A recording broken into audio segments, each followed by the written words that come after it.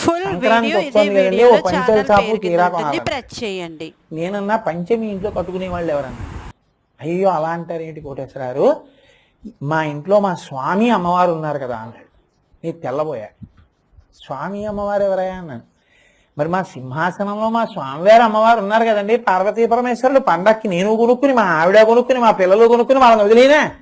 తల్లిదండ్రులు కదా, ముందు వాళ్ళకి కొని మేము కొనుక్కుంటాం అన్నాడు. ఎంత పెట్టి కొన్నాడు కాడు, వాళ్ళు ఉన్నారని నమ్మాడు. నువ్వు కొన్నావా అలా? ఎప్పుడన్నా పెళ్లికి బట్టలు మేనత్త పేరు రాస్తావు, మేనల్లుడి పేరు రాస్తావు, ఆ తమ్ముళ్ళు రాస్తావు, వదినలు రాస్తావు, ఎవరికి ఏ రేంజ్ రాస్తావు, ఎందుకైనా మంచిదని సేఫ్ సైడెడ్గా ఇంకో 10 చీరలు అంటావు.